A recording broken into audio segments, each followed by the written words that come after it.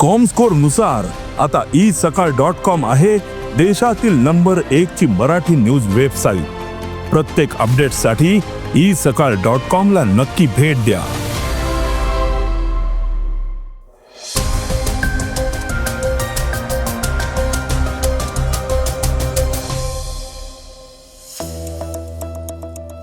Gas टंचाई असताना स्वयंपाकघरात पुन्हा केरोसिन येणार आहे. व्यावसायिक अभ्यासक्रमांच्या शुल्काचा भार हलका होणार आहे. तर मराठी न शिकवणाऱ्या महाराष्ट्रातील शाळांची मान्यता रद्द करण्यात येणार आहे. ई रिक्षा आणि ई बाईकसाठीही परवाना बंधनकारक करण्याचा निर्णय घेण्यात आलेला आहे. तर निवासी डॉक्टरांच्या आंतरजिल्हा बदलीला हिरवा कंदील देण्यात आलेला आहे. महाराष्ट्र केसरी कुस्ती स्पर्धेचं बिगुल वाजलेलं आहे. तर वाढत्या प्रदूषणावर दीपिका पडुकोननं चिंता व्यक्त केली आहे. या बातम्या आपण आजच्या पॉडकास्टमध्ये ऐकणार आहोत. नमस्कार, मी गौरी कुबेर. आज 14 मार्च वार शनिवार. तुम्ही ऐकत आहात देशातील नंबर 1 मराठी न्यूज वेबसाईट isakal.comचं पॉडकास्ट. पॉडकास्टची पहिली बातमी आहे LPG सिलेंडरच्या संघर्षाची.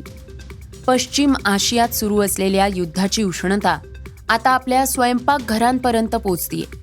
LPG सिलेंडरच्या अचानक कमतरतेमुळे आपण जवळजवळ विसरलेलं इंधन आपल्या जीवनात आता परत येतंय. ते म्हणजे रॉकेल. इराण आणि अमेरिका इस्रायल यांच्यात सुरू असलेल्या लष्करी संघर्षामुळे जागतिक ऊर्जा पुरवठ्यात गंभीर विस्कळीतता आलेली आहे.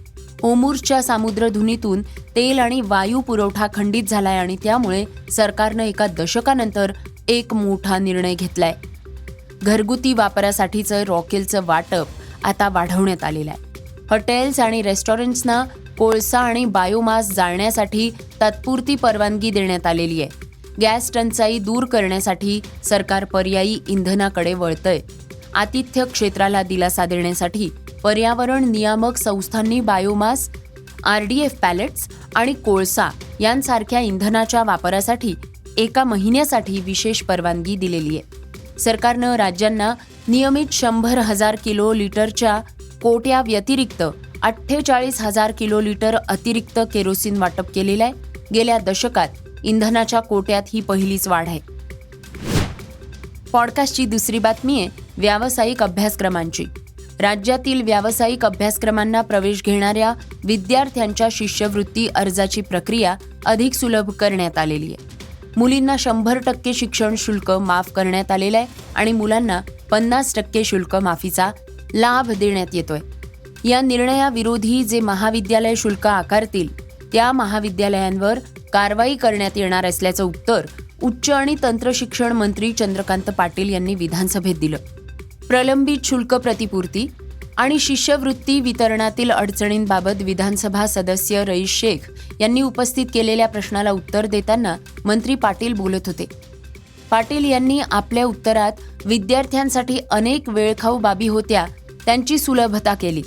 शिष्यवृत्ती अर्जातील माहिती संख्या 138 वरून 66 पर्यंत कमी करण्यात आलेली आहे. आवश्यक कागदपत्र ही 17 वरून 8 वर आणण्यात आलेली आहेत. आता CET डेटा थेट वापरला जाणार असल्यामुळे विद्यार्थ्यांना वारंवार जात प्रमाणपत्र किंवा इतर कागदपत्र सादर करावी लागणार नाहीत. कॉलेजेसची आर्थिक स्थिती लक्षात घेऊनच पहिल्या हप्त्याचं वितरण लवकर केलं जाईल. शिष्यवृत्तीच्या वितरणाला पगारापेक्षाही अधिक प्राधान्य देण्याचे निर्देश मुख्यमंत्री आणि उपमुख्यमंत्र्यांनी दिले आहेत. जूनच्या महिन्यापासून ही अंमलबजावणी होईल असं सांगण्यात येत आहे. पॉडकास्टची तिसरी बातमी आहे महाराष्ट्रातल्या शाळांसाठी. महाराष्ट्राचे शालेय शिक्षण मंत्री दादा भुसे यांनी विधानसभेत ही महत्त्वाची घोषणा केली. त्यांनी सांगितलं की महाराष्ट्रातल्या ज्या शाळांमध्ये मराठी शिकवली जात नाही त्यांच्यावर कडक कारवाई केली जाईल. ज्या शाळांमध्ये मराठी शिकवली जात नाही त्यांची मान्यताच रद्द करण्यात येईल.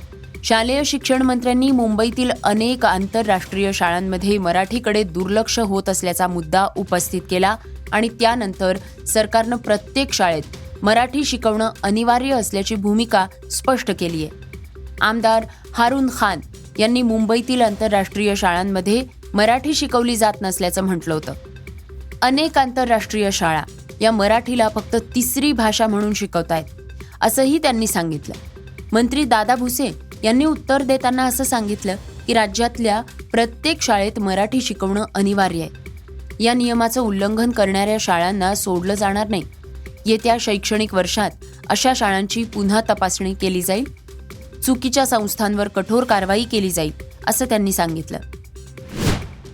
पॉडकास्टची चौथी बातमी आहे नवीन परमिट प्रक्रियेची. राज्यात रिक्षा आणि टॅक्सींसाठी नवीन परमिट देण्याची प्रक्रिया गेले 2 दिवसांपासून तात्पुरती स्थगित करण्यात आलेली आहे. प्रवासी वाहतूक करणाऱ्या ई रिक्षा आणि ई बाईकना यापुढे मोटार वाहन विभागानं रीतसर नोंदणी करून परवाना घेणं बंधनकारक करण्याचा निर्णय घेण्यात आलेला आहे, अशी माहिती परिवहन मंत्री प्रताप सरनाईक यांनी दिली. परिवहन मंत्री प्रताप सरनाईक म्हणाले की आत्तापर्यंत इलेक्ट्रिक रिक्षांना प्रवासी वाहतुकीसाठी स्वतंत्र परमिट घेण्याची सक्ती नव्हती. मात्र वाढत्या ई वाहनांच्या संख्येचा विचार केला तर केंद्र शासन अधिसूचनेअन्वये प्रवासी वाहतुकीत एक समान नियम लागू करण्यासाठी ई रिक्षा आणि ई बाईकसाठी सुद्धा परमिट प्रक्रिया बंधनकारक करण्याचा निर्णय घेण्यात येतोय. या निर्णयामुळे पारंपरिक रिक्षा, टॅक्सी आणि इलेक्ट्रिक रिक्षा या सर्व प्रकारच्या वाहनांसाठी समान नियम लागू होतील. पॉडकास्टची 5वी बातमी निवासी डॉक्टरांसाठी. जिल्हा रेसिडेन्सी प्रोग्राम अंतर्गत निवासी डॉक्टरांच्या आंतरजिल्हा बदलीबाबत राज्य सरकारनं महत्त्वाचा निर्णय घेतलाय, ज्यामुळे राज्यातील निवासी डॉक्टरांना मोठा दिलासा मिळालाय.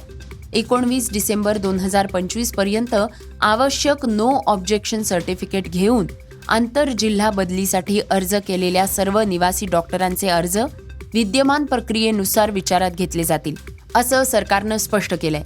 त्यामुळे त्या कालावधीत अर्ज केलेल्या डॉक्टरांच्या बदल्यांचा मार्ग मोकळा झालेला आहे. 19 डिसेंबर 2025 नंतर अर्ज केलेल्या निवासी डॉक्टरांना राष्ट्रीय वैद्यकीय आयोगाकडनं अद्ययावत मार्गदर्शक तत्व प्राप्त झाल्यानंतरच परवानगी दिली जाईल, असंही प्रशासनाकडनं स्पष्ट करण्यात आलं. पॉडकास्टची 6वी बातमी आहे क्रीडा क्षेत्रातनं. राज्याचे मुख्यमंत्री देवेंद्र फडणवीस यांच्या हस्ते वाघोलीत होणाऱ्या महाराष्ट्र केसरी कुस्ती स्पर्धेच्या अधिकृत बोधचिन्हाचं अनावरण आणि मानाच्या गदेचं पूजन मुंबईत उत्साहात झालं. महाराष्ट्र राज्य कुस्तीगीर संघाच्या मान्यतेनं रामकृष्ण सातव पाटील यांच्या वतीनं या महाराष्ट्र केसरी स्पर्धेचं आयोजन 18 ते 22 मार्च या कालावधीत वाघोली, पुणे येथे करण्यात आलेलं आहे. महाराष्ट्र केसरी स्पर्धेच्या समारोप समारंभाला प्रमुख पाहुणे म्हणून उपस्थित राहण्याचं निमंत्रण आयोजक रामकृष्ण सातव पाटील यांनी मुख्यमंत्री देवेंद्र फडणवीस यांना दिलं असून त्यांनी ते स्वीकारलंही आहे. यंदाच्या महाराष्ट्र केसरी विजेत्याला मुख्यमंत्री देवेंद्र फडणवीस यांच्या हस्ते मानाची गदा आणि फॉर्च्युनर गाडी देऊन गौरवण्यात येणार आहे. पॉडकास्टची शेवटची बातमी अभिनेत्री दीपिका पडुकोणची.